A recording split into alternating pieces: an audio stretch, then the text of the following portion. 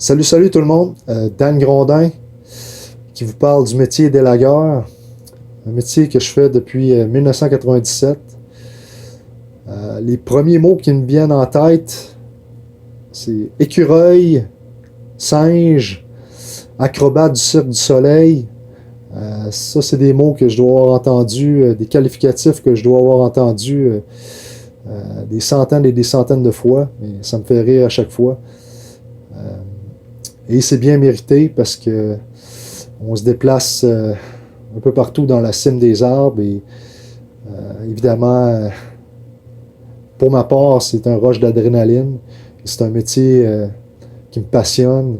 Et, vous allez m'entendre dire le mot fierté souvent dans mes vidéos parlées. C'est un des premiers vidéos que je fais, parler, un témoignage.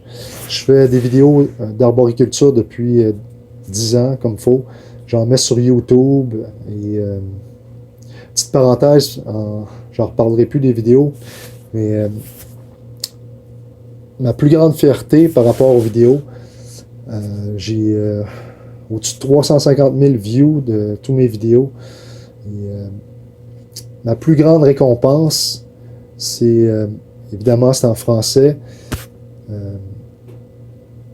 où les titres sont en français, donc je m'adresse plus à la francophonie, soit des Belges, des Français, des Québécois, des Canadiens, qui une fois de temps en temps, quelques fois par année, m'envoient un courriel, puis hey, merci de m'avoir fait découvrir ce métier-là, wow, ça a l'air d'être capoté, tu te déplaces dans les arbres avec des câbles et tout ça. C'est ma plus grande récompense, puis je réfère toujours, quand c'est des Québécois ou Canadiens, je réfère toujours les écoles où le DEP d'arboriculture et élagage se donne. Et en tout cas, chapeau au professeur qui donne le cours à grandeur de la province. Et les vidéos, bien sûr, ça m'a servi aussi comme publicité pour mon entreprise. Mais grosso modo, j'ai 23 ans dans le domaine. Je pense que je suis bien placé pour vous parler du métier, puis les bons côtés, les mauvais côtés, qu'est-ce que j'ai vécu sur 3 décennies, milieu des années 90, et là on est en 2020, avec qu'est-ce qui se passe avec le coronavirus. Ben, ça me laisse un peu plus de temps pour enfin vous parler, puis éclaircir des choses, puis dire les vraies choses aussi sur le métier. N'en déplaise à des gens. Bon, j'ai sorti en 97, j'ai suivi le cours en 96-97. Je remercie Jean et Daniel. Il y a d'autres professeurs qui se sont ajoutés depuis. Là. Le cours se donnait à Duchesnay à l'époque. Et ils m'ont vraiment inspiré à poursuivre dans ce domaine-là, puis en faire carrière. J'avais connu Daniel en 94. Je sortais du secondaire et j'avais été suivre le cours d'aménagement de la forêt qui donnait, c'était un DEP pour être garde forestier. C'était 1 an et demi, puis en tout cas, il y avait des très bons profs et de la bonne formation, mais ça m'amenait à aller travailler à l'extérieur, puis faire de l'inventaire forestier. Déjà là que je viens de la campagne, du coin de Lac-Mégantic. Mes parents sont originaires de Beauce, et donc j'aimais beaucoup la campagne. Mais un coup que j'ai goûté à Québec, puis je voulais vraiment habiter à Québec, puis faire ma carrière à Québec et ma vie. Ben, j'ai toujours tripé tout ce qui était scie mécanique, puis sylviculture, et l'arboriculture et l'élagage, ça m'a ouvert un monde de possibilités. Faire de la scie mécanique en ville, entretenir les arbres en ville, tout en habitant en ville, dans la ville, une des plus belles villes du Québec, ben, bingo, c'était moi ça, c'était en plein moi ça. Et je suis là-dedans depuis.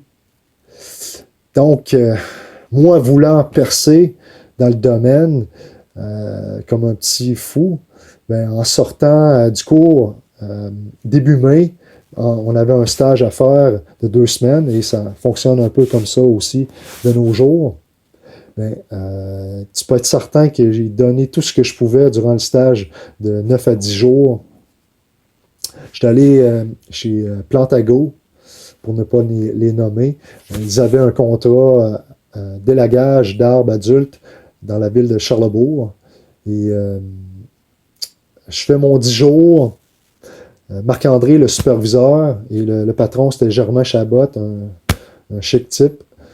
Je fais mon 10 jours, puis Marc-André, c'est lui qui avait le dernier mot. C'est lui qui gérait l'équipe. Il me laisse à la maison une journée après le stage, et à la fin du stage, et il garde l'autre élagueur qui avait 12 ans d'expérience, et il laissait une journée. Lui, il avait comme la priorité. Et le lundi au soir, Marc-André m'appelle, il me dit t'es-tu toujours intéressé à continuer avec nous autres? J'ai dit oui, mais tu m'as fait grimper tant que je voulais durant ces 2 semaines-là. Fait que si tu me promets que je vais grimper, moi je suis partant. Fait que c'était chiant pour le gars qui avait 12 ans d'expérience, mais il a décidé de m'engager. Fait que j'étais comme j'étais aux anges, disons. Fait que j'étais allé à Fond-de-Train en 97. Et une autre petite anecdote pour 97. Le technicien forestier de la ville de Charlesbourg, avant qu'il y ait les arrondissements, il y avait leur département en arboriculture. Et lui exigeait 4 ans d'expérience comme élagueur grimpeur. Et après quelques jours, quelques semaines, Marc-André partait puis il allait faire de la taille de formation sur la basse ville, puis il nous laissait travailler, puis il n'y avait pas de problème là. Fait que chapeau à ce monsieur-là qui a reconnu mon travail, puis que je m'arrachais le cœur, puis je faisais des belles coupes. Je touchais jamais au tronc, puis j'enlevais le bon pourcentage. Puis même par le passé, les années suivantes, il m'a référé. Fait que ça, c'était une bonne chose. Et à la fin du contrat, en tout cas de 97, Marc-André décide de se partir à son compte, puis il a obtenu un gros contrat au bois de Coulonges. Fait que, wow, à Québec, le bois de Coulonges, c'est une très belle place, là, avec des gros arbres adultes, des chênes, un arboretum. Ouais. Chêne à gros fruits, chêne rouge, des pins blancs aussi, de l'érable à sucre. Fait que ça, c'était bien.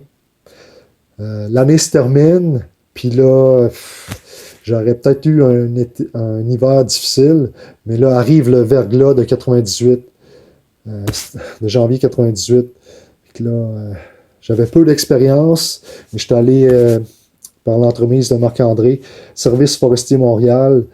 Et il y a eu comme employé tout plein de gars, des beaucerons, des gars de l'extérieur de Montréal. On logeait dans l'hôtel, dans un hôtel près du stade olympique. Et on a travaillé au Parc des Îles, autour du circuit Gilles Villeneuve, des grands peupliers et tout ça. On a fait l'Université de Montréal, l'Université Concordia, puis c'était vraiment quelque chose. Ma fierté par rapport au verglas, c'est que je rencontrais des Anglais d'Ontario, de d'autres provinces, des Américains du côté.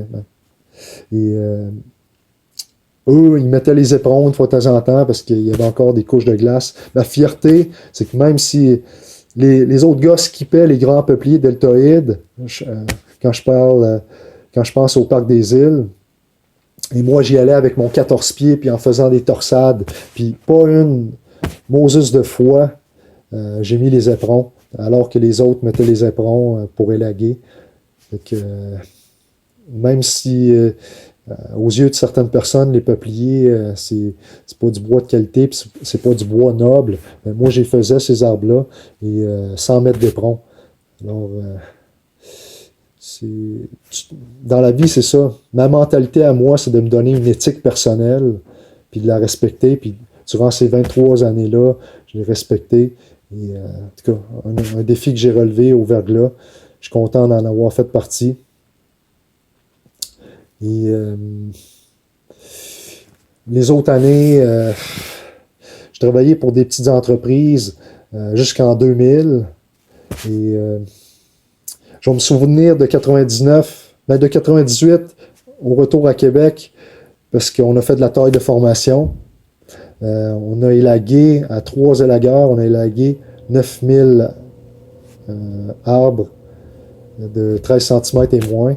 Et ce que j'ai appris durant ces 2 mois-là, puis on a fait du privé aussi, ça m'a vraiment servi parce que ce que je fais comme taille à petite échelle sur les 13 cm et moins, je le fais encore aujourd'hui, c'est-à-dire enlever les branches en faisceau, enlever les branches interférentes, enlever les branches qui ont de l'écorce incluse, des affaires de même, puis en respectant le 15 à 20%.